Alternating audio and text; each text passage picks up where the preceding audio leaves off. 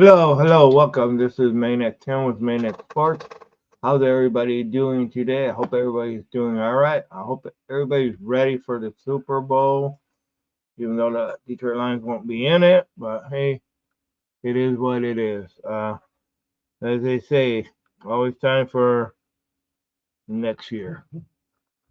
Um, but this is No Holds Barred Friday.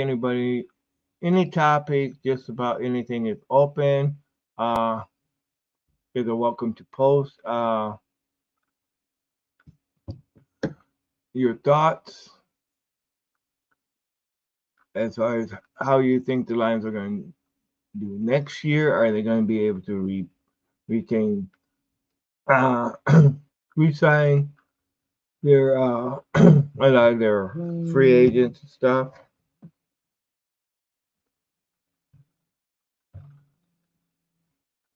So so what's your thought about things? How do you think things are going to go?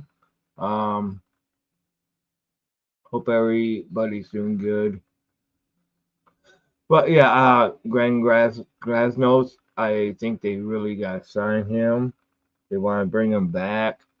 Um, I haven't dived really into the free agency. Uh, I would like to see him bring back Gardner Johnson if we could get him with the right price, but for the right price. But yeah, we definitely got to bring back a lot of the key players. Of course, and one thing for sure is I don't want anybody back that is not totally sold on making this team better. Because we got, you know, we we need people that are really there to make it better, make us better.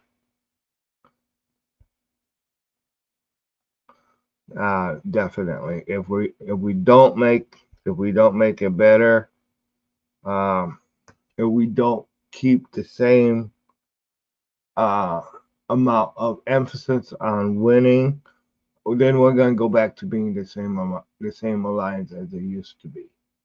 Uh,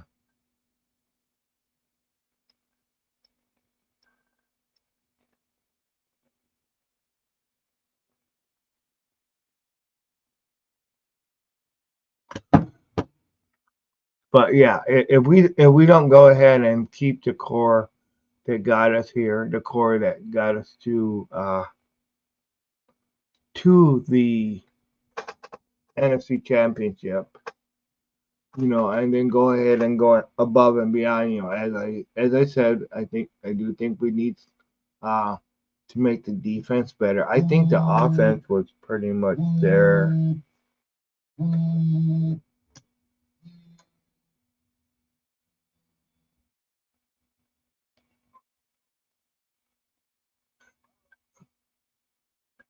I'm streaming. I'm streaming.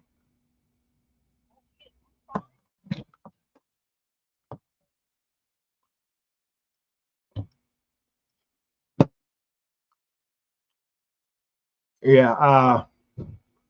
Sorry, I had an important call coming. But yeah. But the Lions need to go ahead and sign a lot of the free agency. And who knows? I don't know if we'll be able to keep everybody that we got. Uh, but then we got to replace. We got to remember. Not only do we fell just short of entering that Super Bowl. So not only do we got to replace the people that we might lose, the talent that we might lose, but we also need to get better too. Uh, it's it's going to be that's going to be something to try to do to actually climb the hill, climb over the hump. Because I'll tell you what, next year I see a dog fight in the NFC North. You know, so if we want to maintain the NFC North, you know, we're going to be the man that beats the man. You know, we're going to need to have the players to do it, because if we don't have the players to do it, if you don't get that free agents, if you don't shore up the defense, you know, I mean, it's so hard to get to the NFC Championship anyway. You know, it is, and we don't. Like I said, Green Bay started. You know, Green Bay started to come into his own. Uh, you know, look at the trouble that Minnesota gave us towards the end. Chicago, they got two very high draft choices in the first round, and who knows what they're going to do with that? Are they going to get? Are they going to trade uh, that first overall pick for, you know, go ahead and get more draft capital that will help make them better, or what? You know, plus they brought in different coaches and stuff. So I see next year it's going to be a dogfight in the NFC North. You know, it's just the way it is. Not that it was not a dogfight this year, because hey, the NFC North was basically the teams that gave us the most trouble in the regular season. You know, so and my of course my feeling is that we do gotta keep the we do gotta, get better corners. We do gotta definitely we gotta get people we gotta get shut down corners some way. You know, and then we got the Lions need to do it without breaking the bank of the rest of the team too. You know, what do we do with Jared Goff too? Uh, I mean, he's earned the right to be here. He's earned the right to actually be our starting quarterback.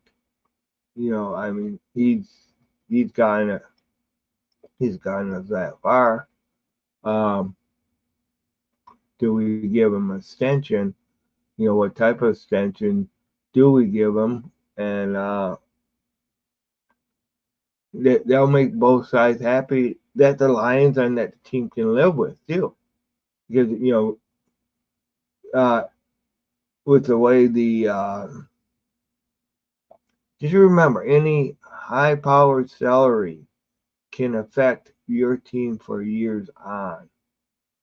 And that's, I mean, the Lions have gotten over cap hell before, but then that takes that takes time to get out of it.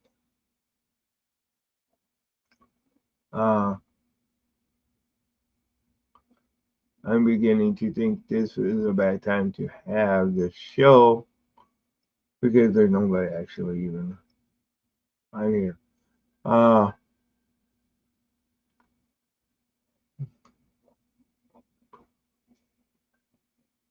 but yeah, my thoughts is that uh, when you get smacked down, you gotta get back up. So you know. Let's see what Dan Campbell and Brad Holmes have for us in the draft this year. Um, Brad Holmes has been a wizard as far as for a lot of the, you know, a lot of his drafts have really uh, came true. So, but we're like 29th in the draft. We're not up there like we were last year. You know, we're definitely not. We're not up in these high up in the in the draft. So we're at 29th, and does he trade because we know Brad Holmes isn't afraid to trade down to get that guy that he wants. We have seen it before.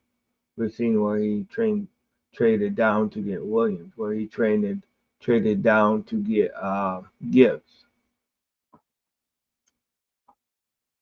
Or actually traded. So that's what we really gotta see what's going on. And welcome to Tim's Maniac Sports. Where are you guys? Any comments, questions are welcome, and I'll do my best to answer them. I know I'm ready. I know I'm ready for the Super Bowl. I know it's not till next weekend, but I'm ready to. I Not that I really care who wins.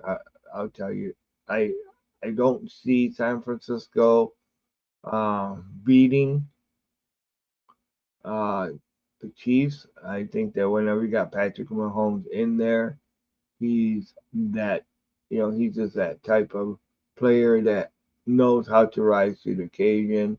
You know, it's he just somehow, even when he hurt and in playoff time, and in game crunch time, Patrick Mahomes just finds a way to get it done. Along with the Chiefs, because he's not the only player on the Chiefs, but they. So I think that the Chiefs are going to end up winning. Uh, I know who knows. One of the things that San Francisco showed us last week is that, hey, Brock Purdy can run. He can go ahead and be elusive, unless at least to the Lions. I mean, that's one thing that didn't help the Lions cause last week either. There was a Brock Purdy when it got down to it, you know, he found a way to scramble, and of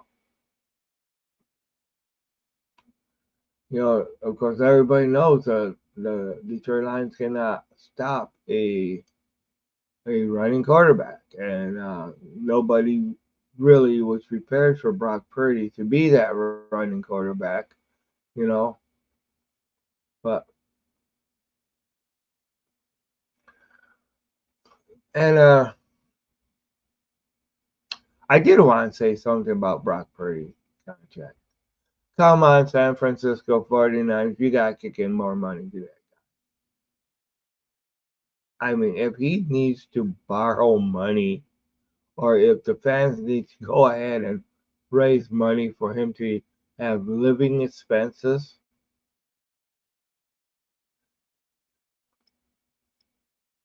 in California, and your franchise of that, you got to take care of apartment bills or something, because I mean, yes, he was the last pick overall in the draft that year, but this guy has gotten you now. He has gotten you to a Super Bowl. You know, I mean, yeah, it was the team you put around him, but 49ers, come on.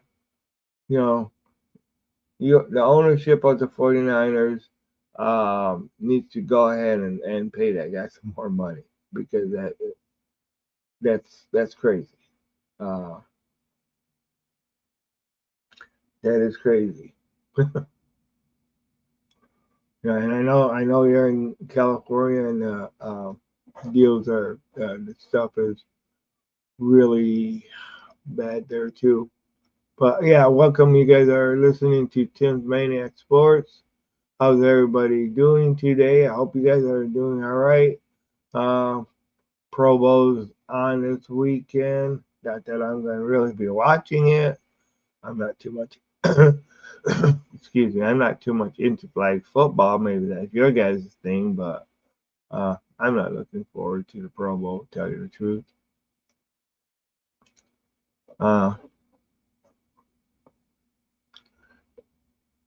it was different when it was actually a real game. Not that it was a total real game, but it was, because and I can also see why you wouldn't want your to play a real game because teams don't want to risk, in the Pro Bowl you don't want to risk your players getting hurt for a game that really don't matter. So that's, I can understand why the Pro Bowl is not even, more of a flag football game than what it is anything else. But you still take chances. Um, but hey, welcome, guys and gals. This is Maniac Tim from Maniac Sports. Um, how's everybody doing? What do you guys think the Lions need to do in order to get past this hurdle and actually go ahead and make it into the Super Bowl next year? And do they even have a chance? Uh, it's going to be hard enough to get back um, to the NFC Championship, but every Lions fan out there, they want to see Lions get back to the Super Bowl or get to a Super Bowl. That's one of the things we want to see. We want to see the Lions get to the Super Bowl. We want to see them get past that threshold and just take it to the next level. By the way, I do got links in the show if somebody wants to go ahead and hop on and discuss their point of view. There's just the links are posted in the chat, but you guys must have StreamYard or download StreamYard in order to get it. Uh, this is No Hold Barred Friday. Every Friday at 11 a.m. Eastern Standard Time.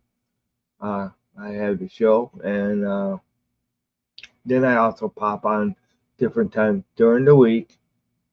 Uh, even though I gotta do it more. But this is No Hold Barred Friday. Hope to get more people in here. But okay.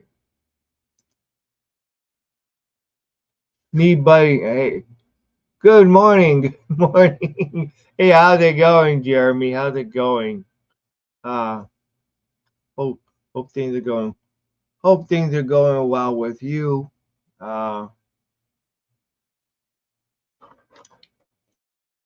Uncle Timmy. It's been a while since I been called that. I remember Kurt used to always call me that. Uncle Timmy. So, but so Jeremy, what do you feel about the Pro Bowl game? Is that your type of sport? The flag football version. Okay. All right, we'll bring you right in. Hey, how's it going? The phone. Yeah, let me get my Let me get my headphones in. yep. Uncle Timmy. Yeah, I had to go Kurt Steele on that and call you that. Okay. But on the Pro Bowl, it's the only All-Star game that doesn't fall in the middle of a professional season. Yeah. And I would like to see it do that.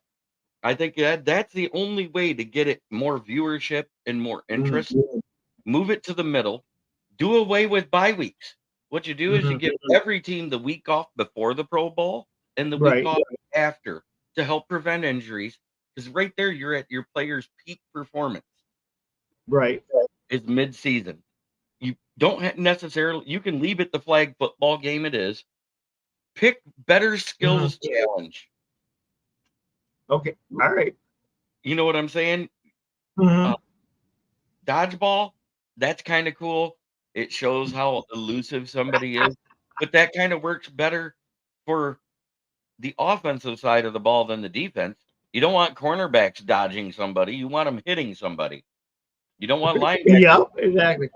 You want them hitting somebody. So it should be like only wide receivers and running backs in that competition. The tug of war has to be the best O lines versus each other and the best D lines versus each other. That way you can see who has the bragging rights for best O line strength. Right. AFC or NFC. Bring back the strongest arm competition. This golf thing is a joke. What does that have to do with football? Exactly. And of course, you have it at Disney World now. Come on, you know. Put it back in Hawaii. Make it a vacation. Yep, that's true. That stadium they built those years ago when they took it out of Hawaii, it needs major renovations. It's going to be almost as expensive as updating the University of Hawaii Stadium. And it's a better location for people to go to. You know what's funny is they don't fill the Orlando Stadium. They did fill Hawaii, and it's way more expensive to get there. You tell me, what did the fans want more? Going to Hawaii for a vacation to watch their All-Stars or going there? Exactly. Go to Hawaii, too. I mean, everybody can get to Disney World or Disneyland. They can't all get to Hawaii, but they did. Yep. That's true. So, what's your outlook on next year in the NFC North? It's going to be a dogfight. I think the Bears are going to get better. I think the Packers and the Lions are going to get better. I really feel that the Vikings may implode. They don't know what they're doing at quarterback. They really can't afford Kirk Cousins, the whole 9 yards. You know, and they can't afford Danielle Hunter. So, and he was 95% of their successful pass rush. They had a great pass rush all year. They blitzed like a mofo, but he was the one that got home. Right. Hey, Steve, how's it going? New Breed 313 Sports. I like it. Good name. Yep, this is Gotta say it right. Yeah. Oh, you said to Timmy. Okay, you stuck that one in. Oh boy. But it was a great season for Lions. We played in 20 games. I know. Never been able to say that before. Granted, yes, 7 for the regular season, but we played in 3 postseason games. In the past, 3 postseason games meant you were playing in the Super Bowl. Right. Exactly. We added this extra round. Although you know me, I want to add another round.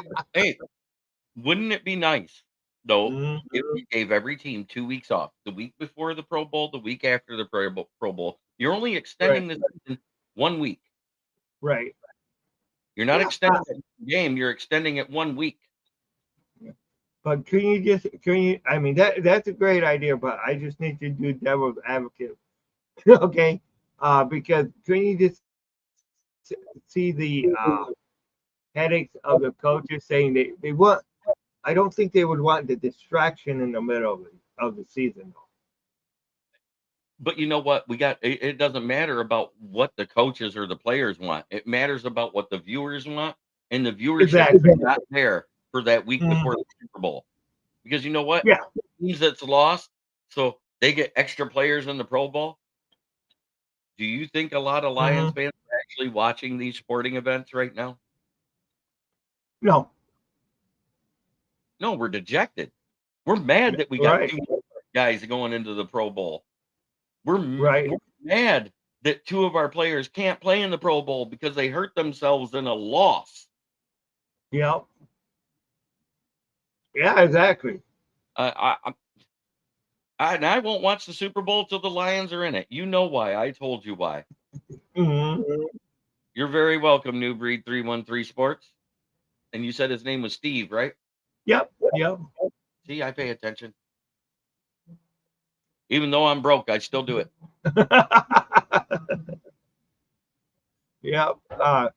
And actually, they do got some good content too. Um, but of course, his is during the night where it's where I can't really see a lot of it. But he's been on the show a few times.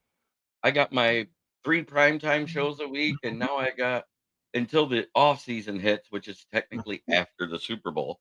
I have Right. 5 morning shows a week at 10 Hmm. a.m. So I'm busting my butt 8 shows a week during the season, and it'll be 5 shows a week in the off season. Wow. Yeah, I know. I have picked up a couple of your 10 o'clock shows I've seen you when I comment. was, yeah. I respond. Hmm. So yeah, I'm so glad things are doing good, doing good. So what are we going to focus on in free agency here? I think a cornerback one, a vet presence for cornerback Hmm. one is the biggest need. I have 3 Hmm. targets. If Yep. the Chiefs don't tag him, Ladarius Sneed. Same with I the like Bengals. that. If they don't Hmm. tag him, Sajori Awurie. Yep. And the third one is Adoree Jackson out of the New York Giants. They can't afford to tag him or sign him, so he will be a free agent. Hmm. Wow. So any one of those 3 is an automatic Hmm. upgrade to the CB1. Yep. And I still think we need to draft at least one in the draft. Hmm. And I'm not saying we got to go in the first round and take one first round because right now with what I'm seeing, because what I've been watching is the Senior Bowl drills on NFL Network and ESPNU. Hmm. Because to me, that's Yep. more important to be able to scout these guys and how they're going. Hmm. You guys really need to pay attention to the workouts of Tavondre Sweat, defensive tackle out of Texas. He was Hmm. slated to be a late day 2 pick.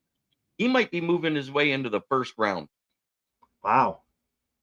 Because and think about it, he played for Texas, one of the 4 college Hmm. playoff teams. He must have been a pretty good tackle. 6'4", Oh yeah. 362 pounds. Yeah. He's a big Definitely. boy. He's a big Yeah. fella. Hmm. He's a hog molly before he became a man. And like Ali McNeil was a running back that just ballooned up his senior year, and they said, "Well, you're going to defense." Cool. So yeah. So that's. Are you going to be at the draft this year? I'm gonna be there for one day, no matter what. It's free to Hmm. attend. I'm going. Oh yeah. I've put my name on the list for the press people, so hopefully I get that and get to be on Media Row and actually talk to draft prospects because you will see I have a new podcast table for traveling that's being made for me. Oh I wow. I've got my lights, I've got Wi-Fi hotspot, the whole 9 yards, and pretty soon I'm gonna be adding a call-in line to my show. Wow. That's great. Man, you're moving on up just like the Jeffersons did, right? I'm doing it all out of pocket because you're not gonna Yeah, grow if you're not willing to invest. That's exactly. that's where I'm at. I don't need all the Hmm. stuff in the background to prove my fandom. I'll put No. it on my head every show. Yep. Um, Oh shoot. Everybody knows. Everybody knows your line. uh, Everybody knows you. I'm gonna be focusing a little bit more on the NFL with my writings throughout the off season Hmm. and getting and branching out, possibly even dabbling into some baseball because I was asked to. And when the publisher asks you, that means he wants to see your insight somewhere else because you did a good job where you're at. Right. Yep. Um, Exactly. I'm Exactly. trying to get my checklets fixed. It's a little more Hmm. expensive than I thought, so it's going to take a minute to get there, but I got to get it done before June, the end of June, Hmm. because I'm going to the NMSA meetings in Louisville, North Carolina, which is Wow. the National Sports Media Association. Wow. where you get to meet the likes of Peter King and all those guys. Dave Gorin is the guy that runs it out of Louisville, North Carolina. Big things happening, and I'm proud to be a part of it. But when you're meeting guys that are on TV, the radio, and in print way before you were even born, you kind of want to have a nice smile and good chiclets. Oh yeah. Right now, I've got a face for radio, but I do video, and I don't care what anybody says about it. I'm going to be here. You don't like it? I'm like a boomerang. I'll come back. Throw me out. Well, you know, let's just say, I mean, we can pretend you played hockey too. You know, got pucked in the face. I know I need some teamwork too. Yeah. Gila Dome. I am a goalie. Can you tell? Oh, dude. Jeez. I was better at stopping with my face than my hockey pad. Wow. Okay, look like we got Steve. I bet it's Steve. Somebody else. All right, here we go. All right. How'd it go, Steve?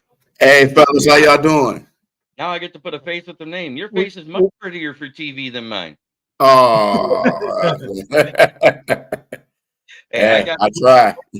I've always made a rule of thumb in my life. I poke fun at myself before I ever poke fun at someone else, because if they're laughing with you, they can't be mad at you. Right. And I always make fun of myself, so it's nothing to do. So it's okay. Yeah, you know, and everybody asks if I'm in shape. I'm saying rounds of shape, right? I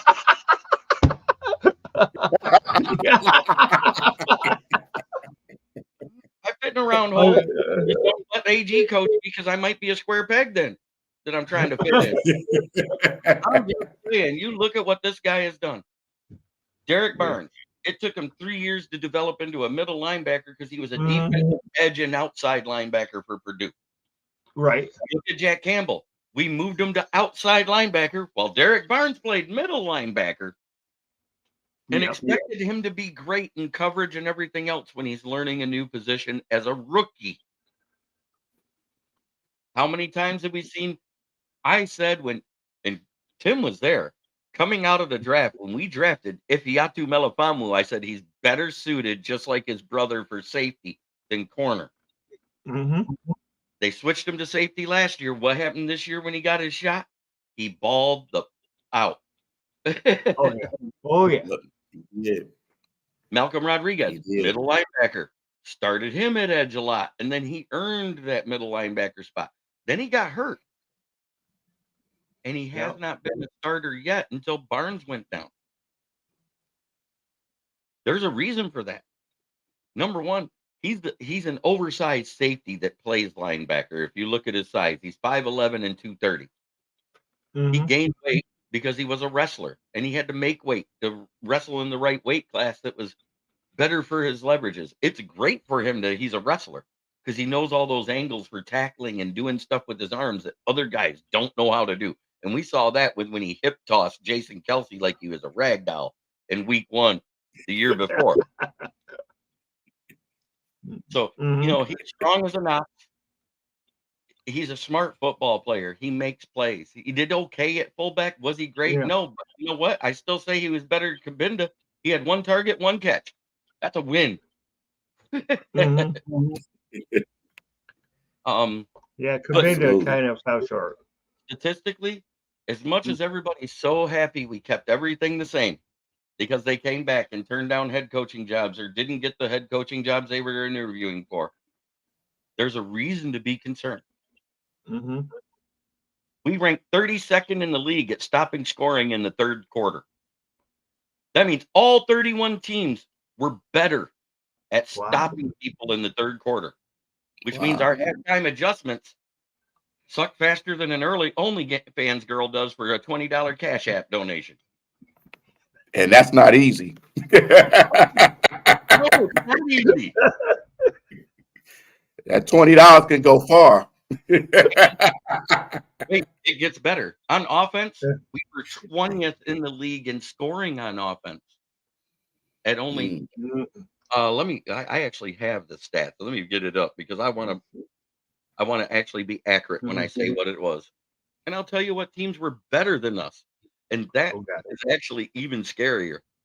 On offense, we scored 4.2 points per quarter all season. Ooh. That's the average. Wow. That's 20th in the league. Wait till you hear who was better. I'm going to give you 4 names of teams, and you're going to throw up in your mouth a little bit. The Patriots. The Bears. The Jets. Oh, no, okay. And here's the worst one. The Panthers. I knew that was going to be in there. I just knew it somehow. So you guys say what you want. And I'm happy for continuity too. I get it. Why change? Why fix it if it ain't broken? But something's broken because that third quarter is abysmal on both sides of the ball. And you can't blame it on turnovers too, because guess what? We only had 4 turnovers given in the third quarter and only 1 taken away. And the one that was taken away was the Marcus Peters touchdown against the team that couldn't beat us. Right. So it isn't the turnovers that lost us games. I agree. Definitely. I agree. So that's the biggest thing I wanted to put out there because everybody says, well, how many turnovers was it in the third quarter? Because didn't that contribute a lot to the defense sucking? Not really. Not really. Yeah. And that's been a play that has really been with the Lions for a long time. That third quarter, even way back. If you look back to the year that Dan Campbell's first year here, when he took over the play calling, and Ben Johnson was actually the passing game coordinator, but Dan Campbell was calling those plays for 7 games. We scored 5 touchdowns in third quarter that year. That's more than any year before him and any year after him. That's food for thought. Yeah. Everybody says Dan Campbell and his gambling and this, that, and the other on the 4th downs that cost us. It's not that. It's because we suck in the third quarter. Yeah. I don't bullshit. I'm blunt. I'm honest. You know this. I call out everything as I see it. Because you know what? I'm tired of sugarcoating stuff for fans to make them feel better. We can't keep doing that because that must be placate and be happy with just making the championship game. I'm a lot like Dan Campbell was. He's not saying this was our only shot. If you actually listen to that whole speech, this was our best shot to make the Super Bowl. We got there when nobody expected us to. And we were them in the mouth and we lost the goddamn game. That's what he's trying to say. Yeah. Yeah. And I'm glad you mentioned that because there's so many people that took what he said out of content and thinking, oh, this is the only chance for us to go to a Super Bowl. And it's like you have to listen to everything that he said. You can't just listen to a snippet of what he said. Best chance is what he was trying to say. And the reason why is nobody expected us to be there. And we already knew the Chiefs won and we beat them. Let's go. Let's win this game. Let's go play the Chiefs. Yeah. That's the way everybody should have went. But you know what? All season, our third quarter offense and defense has came out playing flatter than Travis Kelce's girlfriend. Say it. I'm sorry. Taylor Swift is built like a 2x4, and I'm tired of seeing and hearing her name. Yes. Built like a 2x4 by the hacksaw Jim Duggan. She's a little taller than that one, but yeah, you get Oh. Wow. Yeah. I kind of want San Francisco to win the Super Bowl just because of that reason you just said. Because I am so sick of them broadcasting Taylor Swift and showing her, and I'm just like, come on now, you got to do better. She's only on camera 5 times a game, but it's the 27 times you hear her name come out of the announcer's mouth. Yes. And the 3 times you see her 90-second trailer for her movie in commercials, whether the Chiefs are playing or not. Right. Every game, it seems like the NFL announcers, whether it's CBS, Fox, ESPN, ABC, LGBTQ plus community, whatever. There's so many acronyms out here. Or as I call them, the Rainbow Coalition.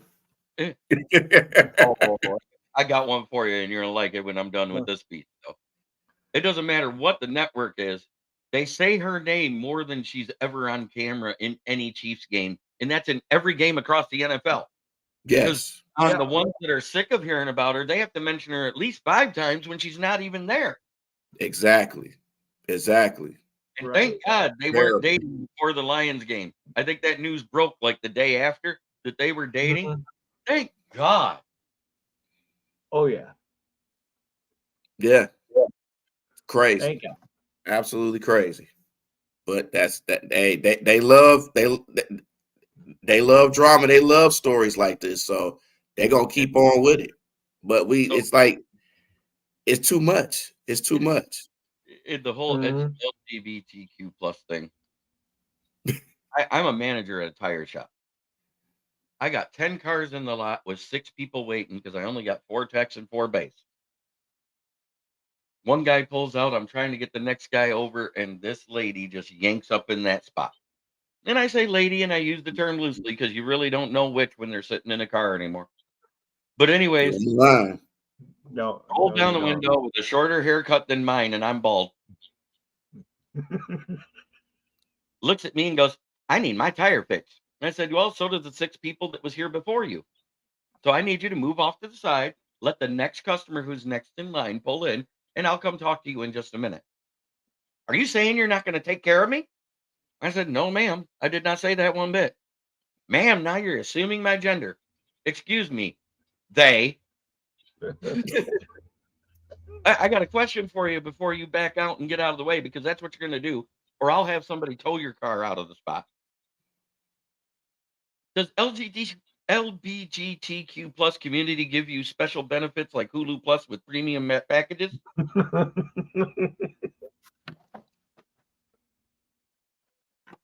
I was not disrespectful at any time to this individual until they got disrespectful with me. Mm-hmm. Right. Because if you give it, you better be ready to expect it back, because I'm the same way as a human being. If I give it, I expect it back. I grew up in an era, if somebody gave you crap, you gave it back twice as bad, because you know what? You make them regret the fact they tried to give you shit. Mm-hmm. So, but you said you're the same way as a human being. So what are you if you're not a human being? I understand that. I'm just saying. I saw you left that one open. I had to. There's been times I've been a dog, and there's times I've been an ass. How's that? Aren't we all? At least I admit to my fault. You gotta pick and choose. Yep, I hear you. Choose your arguments. You gotta pick and choose your fights. But I choose to go to humor. I mean, y'all all saw the humor in that. That was almost as bad as I'm working on this young pair of women pull in. I see them kiss, and not the way that friends do. You know, it wasn't the little peck on the cheek.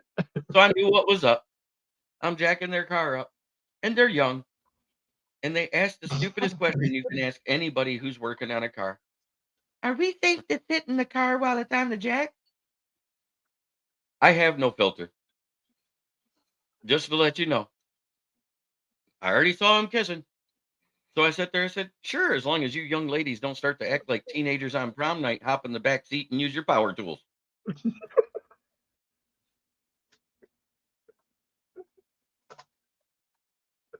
I said, because if y'all get the car bouncing, it may fall off the jack. Yep. There was nothing disrespectful said there, right? Did I say anything disrespectful? No. Them, their lifestyle. See, but you know what, though? In society, as men, we can't say what we want, but they can say everything about us and talk about it. And it's a big issue. Like it's so many people that are sensitive, and you can't be honest. Right. And I'm like, Wow. It's unbelievable because I'm like that myself because I'm a person that tell it like it is, but sometimes I gotta watch myself because I can be too honest with people and then they too sensitive. So I'm like, okay, I gotta hold back just a little bit, not always, but just a little bit. I keep a roll of Charmin, the wrap in my car. If they're too soft, I get it out of my car and I come back and say, "Y'all need a tissue?" That's just how I am. Because you know what? Be soft. I don't have a thin skin. I take it. I get picked on about my teeth. I give it back. I had a guy at a karaoke club try to say, "Wow, your teeth are so messed up. Do you do meth?" I know his mom from high school. You know where I went. You know where I went. You had to go there. You I had had to. to go there. Yeah. And I also know and Mama Ho. That's all I got to say. So I went there. It said something about maybe it was his mama that caused my teeth to rot out because things were too sweet. I made that young man cry. That's how sensitive this young generation is. If you're going to cut somebody down, you better expect to cut down back. That's all I got to say. I'm 53 years old. I'm going to stand up for myself, whether it's verbally. I'll throw hands. I ain't going to win every time. I ain't going to say that. That would be a bald-faced lie. I don't start fights, but I've finished quite a few of them. No, that's right. Two young ladies, they laughed butts off at that comment about the jack. I come back, I get both the front tires done. I go to collect. They bought used tires, so I said, $80, please. They handed me 180 and said, keep the change because that's the best laugh they have without being disrespected. Wow. That's how I made it. That's cool. Because the owner heard it. And he's blind, but that means his hearing's right. How can you say something that sounds so disrespectful, make it funny, and get tipped like that? You're in the wrong side. You need to be in management. and having fun while working, and that's a plus because not too many people do that. They always be frowning up when they working, like, oh, I hate this job, I hate this, but you got to add fun to it. And you have to. And you could see, if you look, first, second, and fourth quarter, all the coordinators, the coaches, and everything, all game, no matter other than the Ravens game, they looked like they were having fun. Yeah. Yeah. That third quarter, it never looked fun for Dan Campbell. Oh, no. Looked at him, he looked like he was suffering from a migraine and was about to have a stroke. His face would turn red. His nose would turn red. Yeah. I agree. I treat all my employees the same way that I wanted to be treated, as I always wanted to be treated as a manager. This is my first shot to be a manager of a tire shop. So I treat them the way I wanted to be treated. Yep. You know what? All of them work for me. I have hardly any that get mad and walk off the job and that in the tire industry, as much as anyone wants to say it, next to military service, it's the next highest in suicide rate in America. Wow. Oh, wow. I didn't know that. Because most of the time you got butthead managers that don't know how to talk to people or treat them with respect. I give what I get, and I'm going to give you the respect up front, and I expect to get it back. Exactly. If I don't, then I'll change the way I treat you. But until then, I treat everybody the way I want to be treated. And I have a much better production output because of it. I mean, I'm only working 5 hours a day, and I'm putting out $1,000 in used tires a night. 85% of the time. That's think about it. When used tires are $40 to $50 a piece, that's a lot of tires going out in a 4-hour time with only three to four guys. Yeah, it is. Make the best out of it. Yep. So absolutely. Until you disrespect me, you will never get disrespect. If you're coming on my show to watch me and then come in and tell me to STFU, you better expect I'm going to respond, because there's a way to fix that. If you're watching, you don't like what I have to say, quit watching the show. Yep. Exactly. Yes. And when you're dealing with people like that, you got to be crazy because you got to be crazy right back to them. And that's the only way. I admit I'm crazy. Exactly. Yeah. I was born this way. Came in the army when I was in basic training with psycho because I did that to drill sergeant. You got to be like that sometimes, you know, For especially dealing with people. I only had to fire drill guard one time the entire basic training in AIT throughout that 3-month period, becoming an infantryman, learning how to travel to exotic lands, meet interesting people, and kill them. That's all an infantryman does. That's their job. Wow. That's sound like an Arnold Schwarzenegger movie. What? That's every Arnold Schwarzenegger movie except maybe 2 of them. Jingle All the Way. You can't tell me that that's about killing. Still had action, but it wasn't about killing. Right. Kindergarten Cop. It had some killing, but it ain't what it was meant to be. Still has the best line by a 5-year-old I ever heard. And I ain't pissed off the gender community.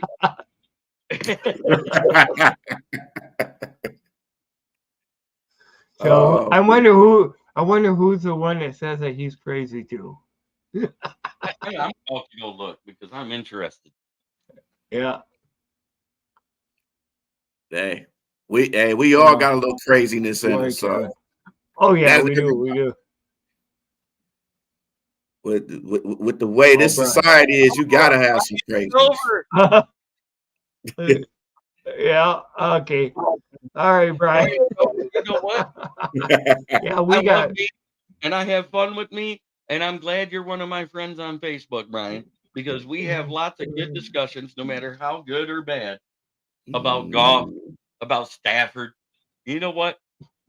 I wish that guy that does all the crazy videos about the NFL and Euro Jackson. Yeah. I know. Oh yeah. Wow. Yeah. And let me ask you guys something, man. I know you guys were talking about the Pro Bowl. 1 minute. No, okay. Go ahead. I'm joking. Go ahead. No, I'm gonna make this real quick. I know y'all was talking about the Pro Bowl. Do you think they should still have it the Pro Bowl and all the events with it?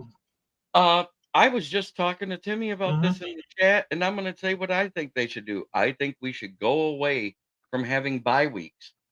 I think they need to move the Pro Bowl so it means something to the middle of the season, like every other professional sport does. You give them the week off before the Pro Bowl and the week off after the Pro Bowl. You make it a 19-week season, but still 17 games. That way you're not worried about whether guys are in shape to play the Pro Bowl. You don't worry about whether they're going to be in shape to recover, because that week off before and after will allow your stars to recover. Every now and then, is someone going to get hurt? Yes, it's football. It's no different than the regular season in week 9. So you give them week 7 off. You give them, week 8 off. You give them week 10 off. You play it on week 9. I think that's the only way we fix the Pro Bowl. And I think the better Pro Bowl is the way they did it back in the old days before the AFL and the NFL merger. Y'all remember what it used to be? It used to be the world championship team would face off against the best in the NFL 53-man roster. Wow. For one game. So you take the previous Super Bowl winner and their roster that was the best in the NFL that year, and you make them face a 53-man roster made up of all the best players from every team in the NFL. And you know what's funny?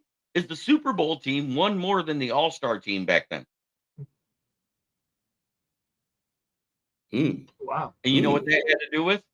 It leads strength to the whole continuity of coaching and play calling and all that stuff. Tristan Williams says Jeremy needs to get in contact with the NFL. I know. Yeah. I agree with everything you said with that because I think they should have it in the middle of the season, just like all the other sports do. Because if you have it right before the Super Bowl, you're going to have a lot of players that's not going to play, and they're going through injuries, and a lot of those guys are going to the Super Bowl, so they're not going to play anyway. Yeah. So it makes no sense.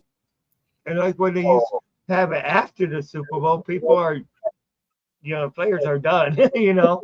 I know who Juan is, and he's one of the top 4 corners in coming out of college right now, and slated to go off the board before pick 20.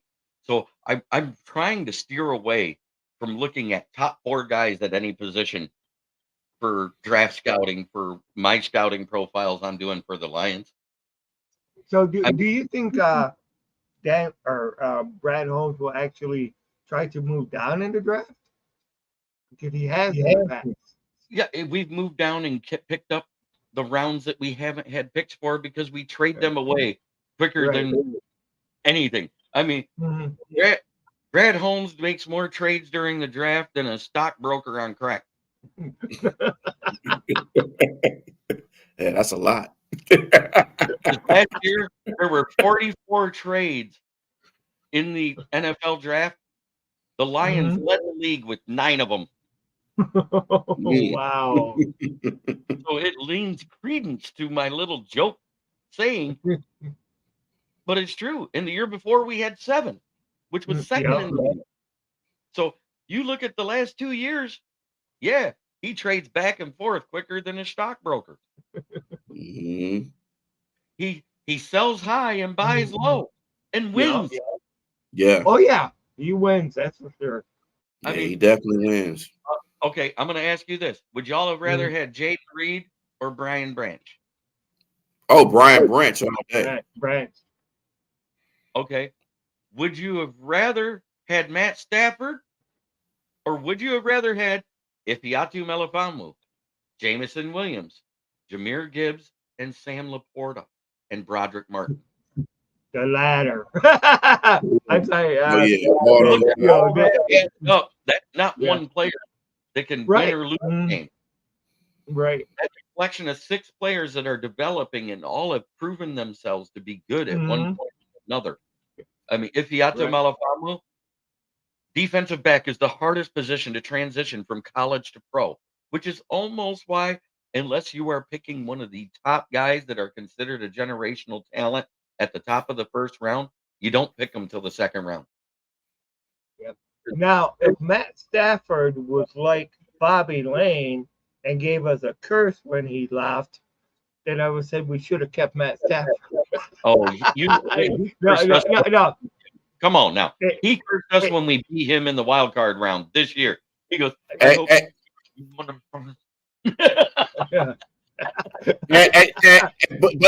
you know what, Tim? I think he did kind of give us a curse because he was the curse of trying to get traded. Then he didn't wish us luck after that game. So it's almost like, okay, F Detroit. But, it's good for the team, but not the fans. We booted the team. At no point when Matt Stafford ran out of the table did they say, here comes Matt Stafford in the LA Rams or the Detroit Rams or whatever the fans wanted to hear. We were booing when they said, here comes the Rams. That's all they said. They didn't even give them the respect of calling them the Los Angeles Rams.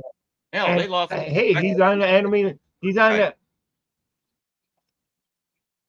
Yeah, I mean, I was rooting for him to win the Super Bowl that one year when he did, but I'll tell you what, when you're playing against my team, I'm rooting for my team. And if it means knock you on your ass, I don't care if you're going to knock Matt Stafford on his ass.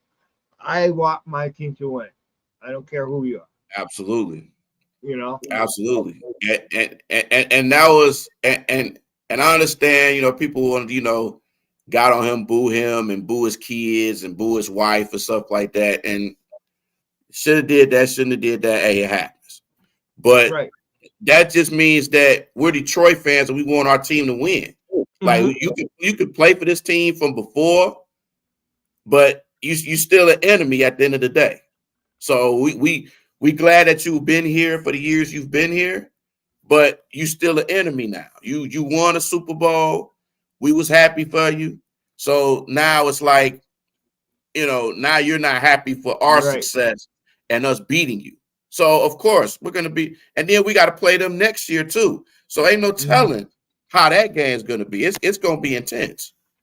It's gonna be intense. The NFC West next year? Yes, sir. Okay. And we also, outside of conference, we play every number one team in the NFL, correct? Because of that's correct. Right. That's correct. I have always been a team above player.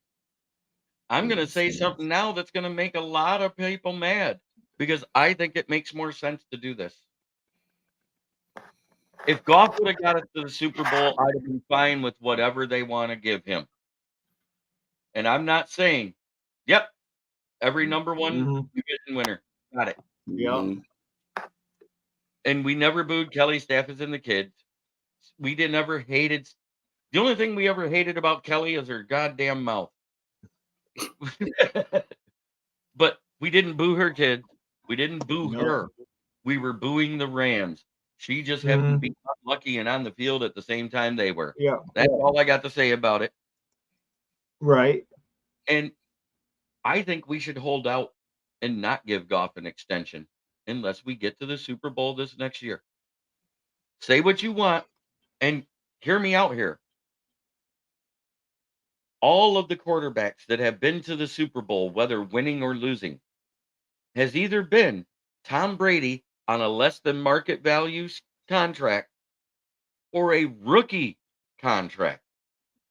Matt Stafford is the only quarterback since the year 2000 to be on an after rookie contract to win a Super Bowl, and it took them adding pieces to a team that was built around the quarterback he replaced to be able to win it. They added Leonard Floyd, Von Miller, and OBJ mid-season to make it to the Super Bowl, people. He did not have it a ready-made road to the Super Bowl. Because put it this way, if they didn't sign OBJ, a week later when Robert Woods tore his ACL in practice, guess what? They don't go to the Super Bowl because they were already having problems with pick sixes costing games by Matt Stafford in the fourth quarter. 5 of them. Right. 7 games in a row. So say what you want. Yeah, exactly. And sure, when you really don't know what you got to, because we don't know if this was a 1-year deal that he had, 1 year where he really came through. I agree with you. We don't just go ahead and give him an open checkbook or a blank check. And Detroit fan man, you're exactly right. Wild that only Tanger and Engstrom is still interviewing for that Seattle OC job. This culture is too strong. Meanwhile, the Dallas culture is weak enough for Dan Quinn to take the Washington Commanders division rival job. And he's exactly right. I just wanted to make sure I threw out my opinion on the whole Kelly Stafford thing. I didn't address it in my game review because I felt like it was a non-factor because she retracted that statement in 3 days. She retracted that statement quicker than she did about the Detroit Rams fans. Right.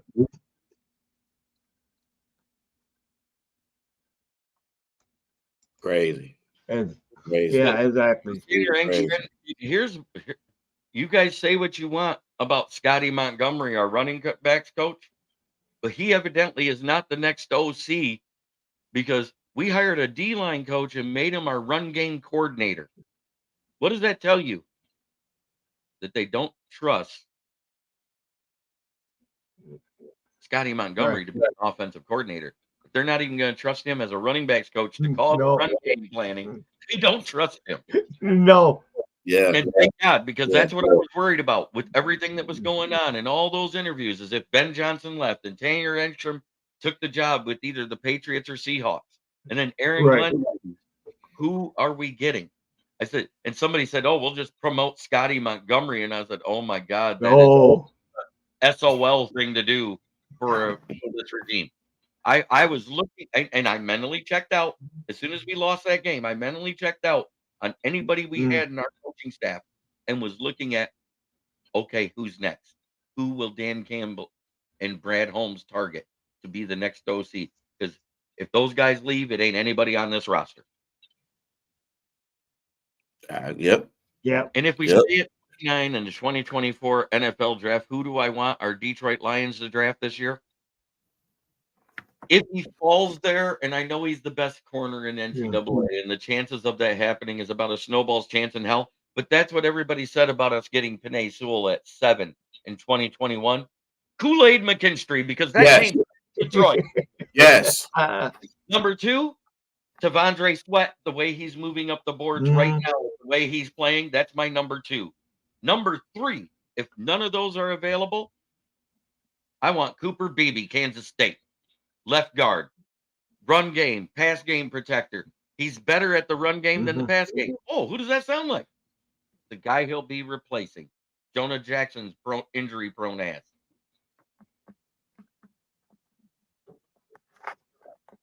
The reports are we're going to be signing Glasgow, and I think he's going to get that average NFL starting offensive lineman money.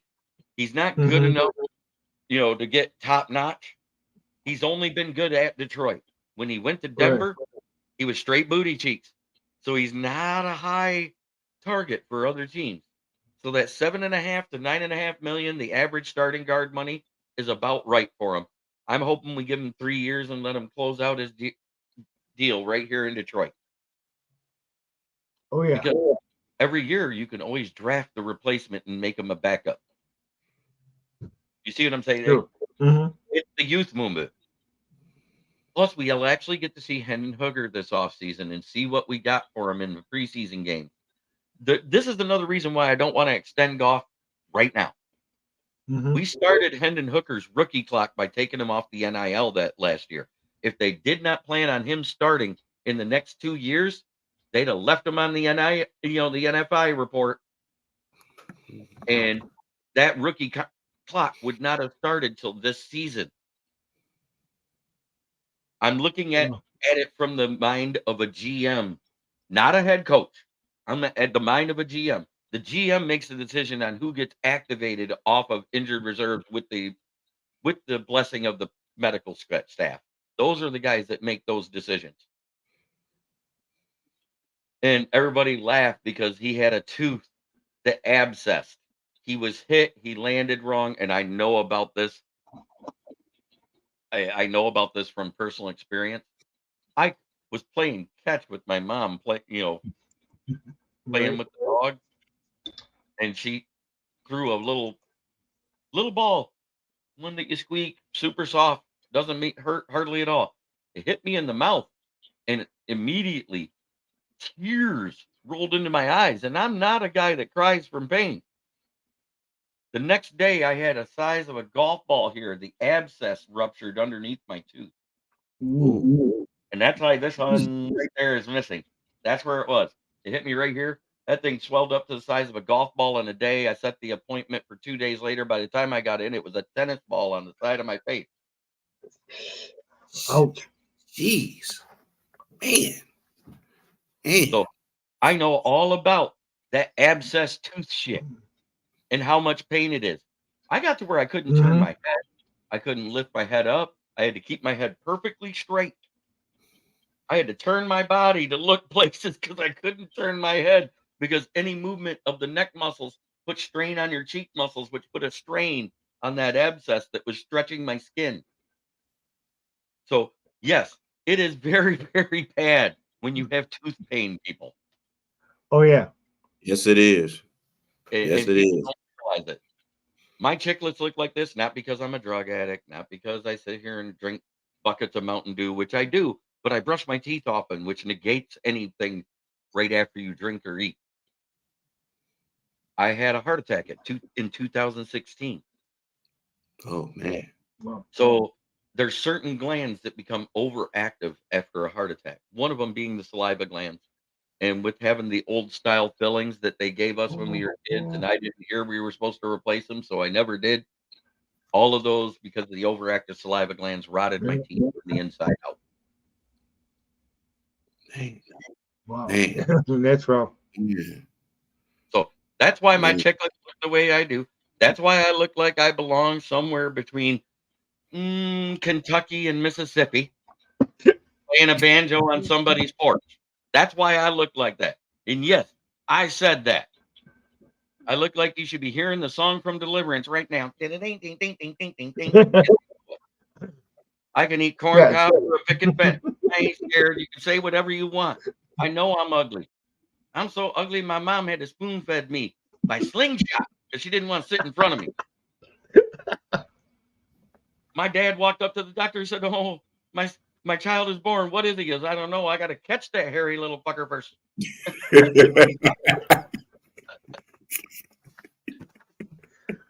Well, there.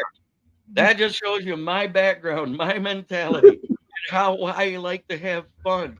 Because if you can pick on yourself and laugh about it, don't pick on anybody else. That's my lesson, exactly.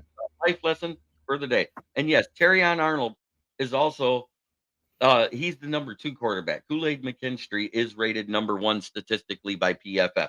I'm gonna Terrion Arnold was the number 2 cornerback at Alabama for a reason. Yeah. He could cover number 1 wide receivers, just like Cam Sutton was a number 2 at Pittsburgh for a reason, with a great front seven that got pressure and was a top 25 corner that year.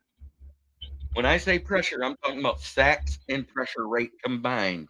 I'm not just talking about pressures where we make a quarterback go, "Ooh, they're close to me." I'm talking about where they hit them. We were number 2 in the league in pressure as a team, with a guy that was number 1 in the top 5 in NFL history in pressures. In NFL history. And you guys were calling him a bum in Aiden Hutchinson because he didn't hit home. How many sacks did he have in the regular season? Wasn't it 11 and a half? 11 and a half. Yeah. And I projected he'd have 10 or more. Everybody, he's a late season guy. Why? The team is young. It's a late season blooming team. It takes a minute to get it there. And you know what? And I still say if Dan Campbell didn't put his hands on this defense after that Chicago Bears embarrassing loss in Chicago, we still wouldn't be talking about Aiden Hutchinson this way. Because all of a sudden, this defense got aggressive. Denver came to town on the hottest streak coming, and we tore them a new butthole. Yes, we did. Yes, we did. I also like that Oregon offensive lineman that wore Panay's number 58 after he left. He could be OG backup center replacing Jonah now and eventually. Great call out. I like that one too. I just know my pecking order would be corner, defensive tackle, or left guard at 29. In that order. Yeah.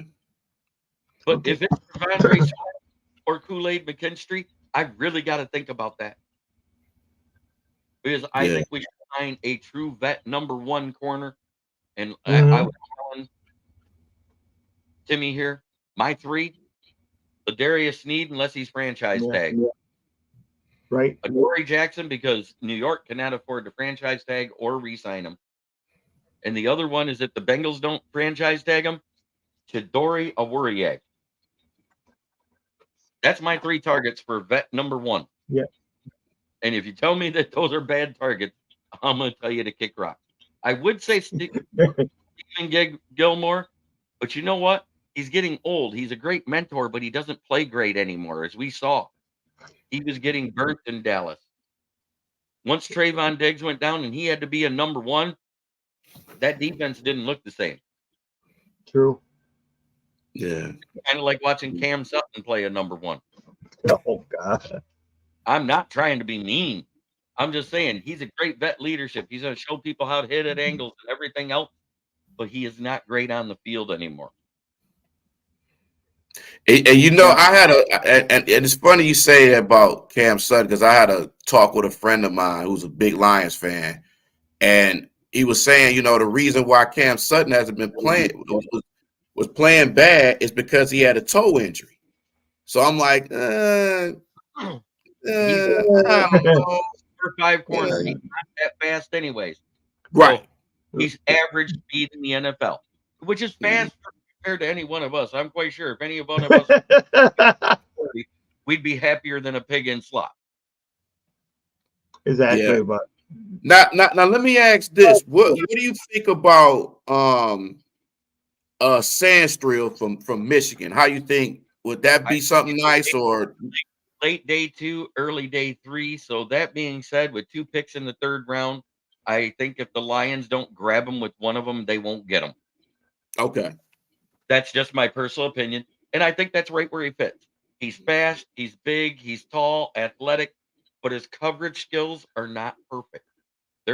Remember, he moved from wide receiver to cornerback, which means he's kind of the Trayvon Diggs of the Michigan defense. He either makes the big right. play or he gets burnt. There is no in between. Yeah, He's going to look like making burnt toast look like Wonder Bread, or he's going to make a play that makes him look like the greatest thing since sliced bread. There's no in between with him. And in the yeah, NFL, where everything's faster and you got to adjust, he will have a bad rookie season. yeah. That's kind of like how it was for Jabril Peppers. Mhm. Like, it was so much hype with him, and you don't really hear too much of him. No, If because any. Right. he's actually sitting in a good spot at the Patriots roster, but I think they only signed him to a 1-year deal. And if he's a free agent, I would not mind in our rotation having Jabril Peppers instead of CJ, GJ, or CD Deuce, whatever you want to call him. And is it just me, or does CD Deuce remind you of like the first lines from Up in Smoke when they were sitting in the car? Yeah, what kind of shit is that? He's laughing. My dog ate my stash. I had to chase him around for a week to get it back. That's a CD Deuce. Mm-hmm.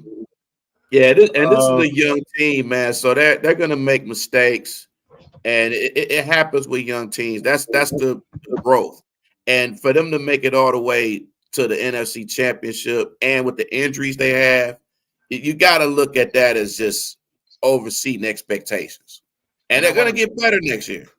and I want to make myself clear. I am not saying that Goff doesn't deserve an extension. That is not the Right. words that came out of my mouth. I'm not saying he's not good enough to start on this team. He is definitely good enough for Detroit. But if they want to move forward and keep the progression of learning, because what was Dan Campbell's exact words after that pick of Hendon Hooker, after Brad Holmes bragged about calling back a number he's called many times in Greensboro, South Carolina? There's a reason why he said this. He's been scouting that kid since he was in the 8th grade. That's 10 years of scouting before he hit the draft. So he has a plan for Hendon Hooker, and I don't think it's trade him in year 3. Yeah, I'm trying to be realistic with everybody here. You know, Goff is under contract for $32.5, which isn't bad money. It's just not great money. yeah, and we gotta watch. And then sometimes when you give guys these big contracts, they don't play up to par as well. So they get that big money, and then they just decline, and then they don't play well until it's the last year of their contract. And I don't think the Lions want to fall into that trap. Right. Romeo Okwara, the first signing of Brad Holmes that I disagreed with right away. And everybody says, well, why do you disagree with it? He had a great season. I said, number one, he's never played an entire season except for last year in a contract year. He never had double-digit sacks except his contract year. It's the same thing every NFL team has made a mistake with an average player that has a great year. They re-sign them to a bigger than necessary contract to keep them so they don't walk in free agency, and it costs them other players. With all the players we cut and the trading of Stafford and the dead cap stuff and everything else, that 13-9 cost us Marvin Jones Jr. and Matt Prater. Yeah, I did. Yes, it did. Mm-hmm. And everybody's like, oh, you're delusional. He deserved that money. How many games did he play? Let's see. He played 1.5 games and then missed an entire season. Then he missed the first half of the next season over the same injury. Came back and played in 3 games and played good in 2 games this year. So we gave him $13.9 for 2 years in a row. That's $27.8 million. We restructured him to $2 million, and he had 2 good games out of all the games he played in this year. Tell me, does he deserve to be on this roster this coming season? No. After that restructure? No. Nope. That's what I got to say. Bah. Unless he's going to sign for $390,000 and be the cheapest player in NFL history with this type of cap room. Bah. Bye. We don't need one of those Trey Flower signings where you just give him a bag and all of a sudden terrible. Don't get me wrong. In the 3.5 games he was able to play over the last 2 years, he was better than Trey Flowers in all the 3 years he was here. I do have to say that. And that Patricia was an agent that really just. But you know what? I didn't blame Detroit for wanting to get Trey Flowers that year. Say what you want, he was the best end, and we had to overpay because we were that god awful with the Quinn Trasher regime. Right. In order to get somebody of that caliber to come to a team like ours, we had to overpay. Mm-hmm. And say what you want, I'm going to call him Matt Patricia. I will call him that as long as I live. Matt Patricia and his coaching staff couldn't develop a player, let alone Polaroid film. And that's instant, people. Yeah. Oh, gosh. Well, I still remember him riding that little bitty cruiser thing to practice. I'm like, come on, man. Come on. Yeah. And every day he rode it, it looked like he gained 10 pounds. I think he went to the Golden Corral every day. That's why they went bankrupt. Yep. It is why they went bankrupt. Yeah. You notice all our linemen got skinnier those 2 years he was here, right? He was eating their pork.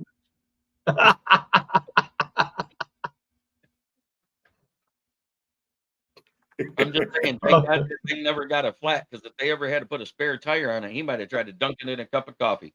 Oh, you better believe it. Can't have Krispy Kremes around him. If he ate one Krispy Kreme, that pencil would have shot out of his ear. Yeah, I'm awful. I admit it. I love it. That was the downside of the Eagles. They let him call plays, and that's what cost them. Right then. And I love every minute of it.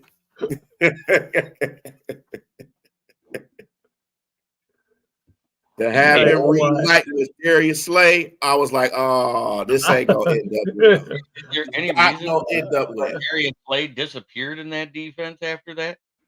Jalen Carter disappeared. It looked like he was going to be a defensive rookie of the year. Now you have to debate if it's Brian Branch or Will Anderson, because Jalen Carter looked like a bum those last 7 weeks. Yes. And I saw he went to his famous 3-3-5 formation. I was like, gosh. Yeah.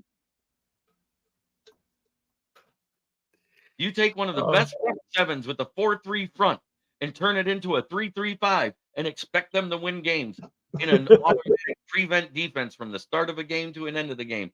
They deserve to lose. They do. What was their head coach thinking? I mean, he had to change something because they lost a game they weren't supposed to. Fans were calling for his head. So he goes, okay, I'm demoting our defensive coordinator and promoting our assistant defensive coordinator because I'm half retarded. Big brain trust there. Oh gosh. And the smartest stupid guy in the room every time is the pencil boy. Second only to Bob Quinn. Bob Quinn was only hired by the Cleveland Browns for his offensive line scouting. Anytime Bob Quinn speaks up about a defensive player, yeah, we're not doing that, Bob. Shut up.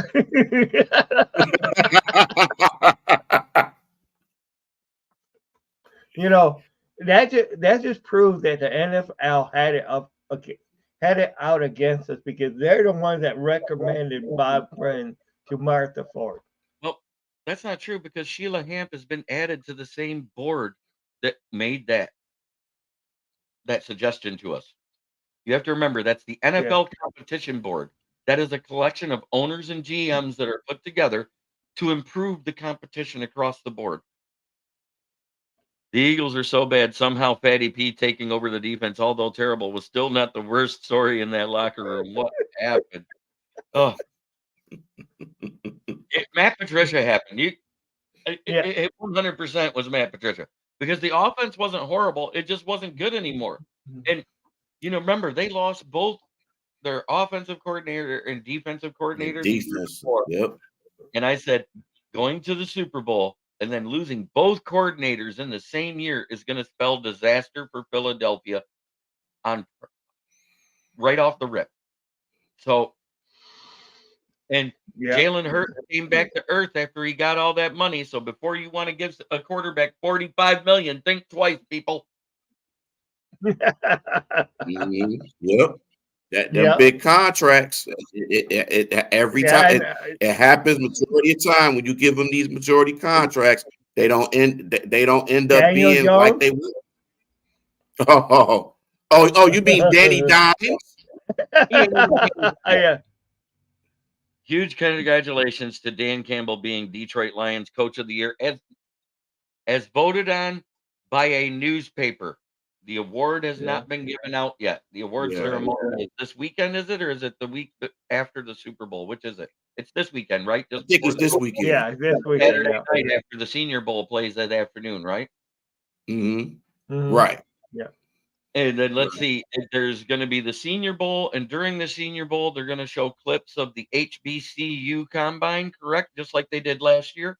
Right. I'm interested in that, because we don't see those guys. They're not on national media. They're not up there where we can watch them every week. I like watching that. I called for a couple of people to go to the NFL. They didn't make it, but you know what? They had the size, the speed, and everything you're looking for. And I don't know why more teams don't take a chance on them in the NFL. Guess what? They've all went to the USFL and XFL and showed out. Yes. Mm-hmm. Just like that Dallas, he was the best part of that team. I'm going to say something now that's going to piss off Ravens, Cowboys, Vikings fans real quick. Lamar Romo is equal to Dak Cousins, is equal to Kirk Prescott, is equal to Tony Jackson. Great regular season production and playoff choker. Until boy. I see any of those guys make a Super Bowl, they are not on Jared Goff's level. No. Say what you want. Jared Goff got a team to a Super Bowl, and that's everybody's acknowledgement on what a good quarterback is. Jared Goff's been to one. Yep. Yes, he has. And he's done something that Stafford couldn't do, is win a playoff game in Detroit. Win two. Preach it. Two. The same season. Mm-hmm. Yeah. We played 20 games this year because we had a good, not great quarterback. Right. So that's exactly what he is. Yeah. He's a good, not great quarterback. He does a lot of things good with a good team around him. And as long as that team plays like that team should, he's fantastic. Right. As soon as key pieces go away or somebody doesn't play right, Jared Goff is not the guy that's going to win or lose you a game. Mm-hmm. And I have preached this ever since we made that trade. Have I not, Timmy? Have I ever strayed from those statements ever with Jared Goff? I've said, you have not. You did it. Great quarterback. I said, he's the type of quarterback that throws well enough, will get you top 10 stats. But he is not the reason we win or lose games. Right. All the that's the main reason. Other than one this year. And we won that game when it was in the second half. Yep. So say what you want. Those key interceptions and stuff happen at the beginning of the games, which the offense and the defense have to overcome later. but that's easier to make up for than somebody who does it in the fourth quarter. Exactly. Yeah. And Stafford was throwing pick six like you drinking 8 glasses of water every day. It was all the time. Yeah. It wasn't all the time, but I'll tell you what, there were 7 key ones, and 4 of them was in the year we went 9-8 and made the playoff. Now think about this: you take away one of those, Detroit wins the division that year. Oh yeah. Man. You know I'm right. 9-8, you were second place in the division, made the playoff. And if it wasn't for 8 fourth quarter comebacks because of Caldwell's god awful play calling, you guys can say what you want about Caldwell. He was a good coach. He wasn't a great coach. He was mediocre. Got to stay hydrated. 8 glasses of water. Yeah. Got to. That's on the days you don't do anything. And I remember one year with Stafford, and I remember it was the perfect year for them to win a division. It was the year Rodgers and I think Jay Cutler got hurt in the same year, and we still didn't make the playoffs. We lost to Matt Flynn. Yeah. That was the year after the year we lost to Aaron Rodgers to lose the division with an 11-win team against the Saints. And when we went to the Saints and lost, where Matt Stafford had one great playoff game for Detroit. You say what you want, the defense lost us that game. He Absolutely. threw 3 touchdowns. He rushed one in. The running backs couldn't do anything. The defense couldn't stop paper. Yep. And you say what you want. You had Fairley and Sue on that defense too. So you can't blame it on a bad D-line that year. Yeah, he gave up too many yards. It was the same guy that was the defensive coordinator the next year, who actually just got fired from the Packers. Joe Barry. Yep. Yeah, I remember. Yep. Oh, I remember that. Yep. Right after that was when we got Terrell Austin. We improved to 8-8, and they decided not to extend Schwartz's contract, and we switched to Jim Caldwell. 8-8 wasn't good enough for the Fords. Right. Was not good enough for the Fords. After the decade of despair that Millen gave us. Oh, gosh.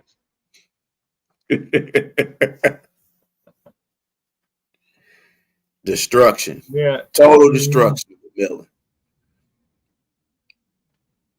It was just total destruction. Well, guys, I've had a pleasure talking to you. Yeah, and actually, I do need to same here. Yeah. I want to tell your viewers the same thing I tell my viewers at the end of every one of my shows. Try every day to be a better person than you were the day before. It's the only way to make the world a better place. Like I said, I'm respectful until you disrespect me, and then it's watch out. Peace, love, and chick grease. All right. Yes, sir. Thanks a lot, yes, Jeremy. sir. Yep. Appreciate it. All right. Yep. Yes, sir. All right. Yeah, it's a good thing he said that because I got to get going too. So yeah. Hey, thanks for coming on. Thanks everybody here in the chat. I appreciate it. It was a great show. Let's just go Lions and let's enjoy the off season. Absolutely. Just enjoy the off season. Get ready for the draft. Get ready for some Michigan Panther football as well. Oh yeah. So and get ready for that. It's still football. It's going to be in Ford Field, not the Lions, but it's going to be the Panthers. So get ready for that and just support the Panthers and just with the Lions loss. I know it's a tough loss, but they still had a good season. You know, nobody expected them to get to the NFC Championship. So with everything that's been going on with injuries and stuff like that, it was a tough loss. But you still got to be happy with this team where they were a half away from going to the Super Bowl. So it just lets you go be more excited for next season. This should be this kind of loss to fuel this Lions team for next year. And it should get them mad and more focused because this is the type of loss that you will never forget for the rest of your life. It'll always be there. Just like how years ago with the Houston Oilers and Buffalo Bills. Mm-hmm. That loss it's similar to that. Yeah. Very similar to that. But just got to keep our heads up and stay as Lion fans and just support this team, just like we have all year. The real fans, not the bandwagon fans, but the real fans. Oh, yeah. Definitely. And you had 3 real fans here, and of course, a lot more that was in the chat. Definitely real fans. But yeah, Yes, I sir. do got to get going because I got to get ready for work. And thank you, everybody.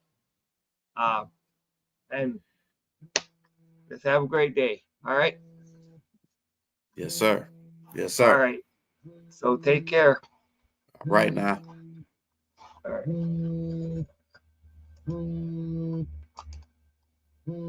right.